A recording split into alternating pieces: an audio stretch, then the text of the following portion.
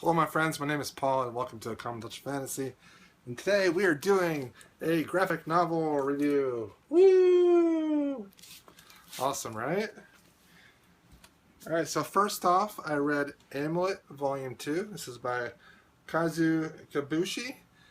He both wrote this and also drew all the art, which is amazing because this is one of my favorite graphic novels for art.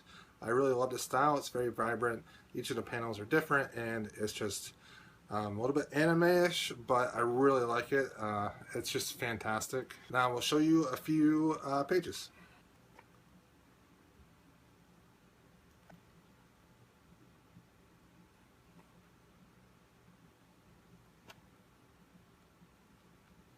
You know, as you can see, there's not a whole lot of words on the pages. This is mostly for a middle grade audience, a younger audience. However, I still enjoy it quite a bit. The story is relaxing to read. It's very light.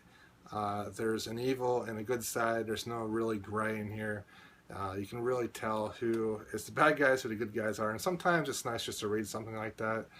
And this is great for younger kids just because it has protagonists that are younger kids and they're developing these powers, and it's just a lot of fun. There is like a prophecy element to it, so it's not really that unique. However, it's a lot of fun, and in this volume they're trying to save their mother. Their mother is poisoned, and they're trying to figure out a way to save their mom.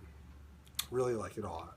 I give it a 3 out of 5. It was better than the first volume, and I will be continuing this series. The next thing I read was Moss by Art Spiegelman. He also drew the art in this. The art in this is old school newspaper comics.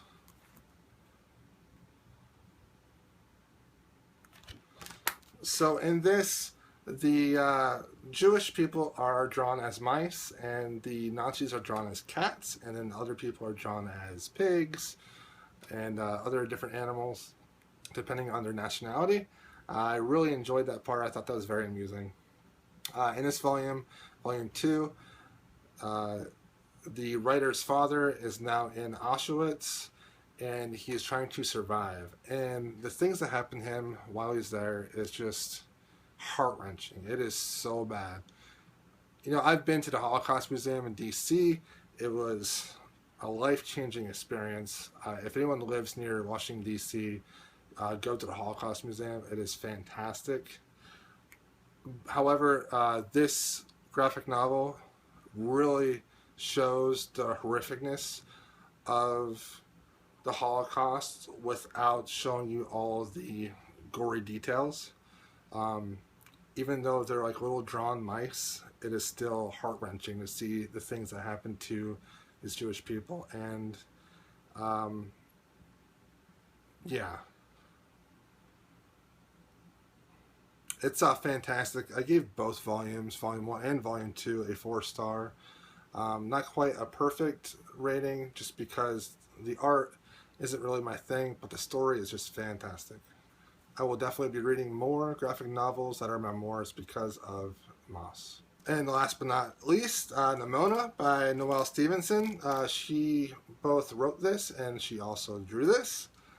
Fantastic. It is a web comic-y type art, which I'll show a few pages of.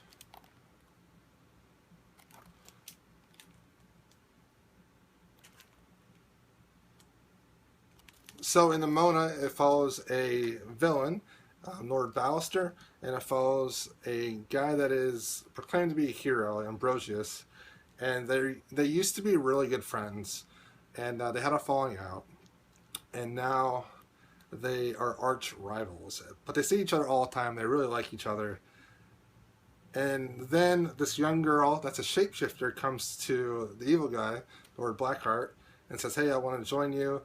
Let me help you out. And she does really good. Like, she's too good at being evil.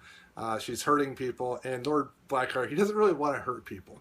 I mean, his whole thing with being evil is kind of just to see Ambrosius show up, because there are a lot of hits that they had a relationship that was more than friends in the past.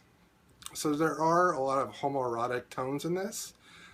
However, it doesn't come right out and say that they were two boyfriends or not. but it's kind of implied, so you can take it either way. The one character says that he loves the other character, but it doesn't say like in love, so you can take it either way.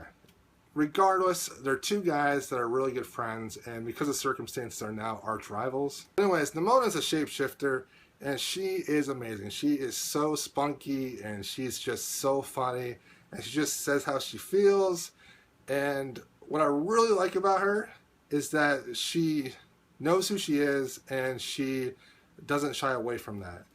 And what I really love is Noelle Stevenson. She drew her as like not this like super attractive young girl. And what's even awesomer is that as a shapeshifter, she can take any shape she wants. So she could be a supermodel if she wanted to, but she takes the shape of this like seemingly insignificant girl that's kind of punk rockerish looking, and she's not really super skinny or anything. And I just really like that a lot. I think it's great that we have characters in books, characters in graphic novels, females that aren't like super hot. It's everyone in the world's not like have perfect dimensions and have like huge muscles if they're a guy, or perfect measurements if they're a girl. And what I really like about this is that this is not the case in this book, this graphic novel at all. And I really like that, and I really like that Noelle Stevenson added that in this book. I absolutely love this. It is so good. There's a lot of humor. There's so much heart in this book. There's so much heart. I just love it so much. The relationships between these three characters are just fantastic. The plot isn't really that deep, but it's all about the dialogue between these characters. I laughed so much while reading this, and I got very sad too while reading this. Fantastic graphic novel. Probably my favorite graphic novel so far. I gave it a 5 out of 5. Check this one out. And those are the graphic novels I read recently. We'll see what I end up getting from the library next time with graphic novels. Thank you for watching. Let me know what you think about those, and comment about what other graphic novels I might want to check out. And I will talk to you all later. Please like, comment, subscribe, and please check out my website at commontouchoffantasy.com. Thank you.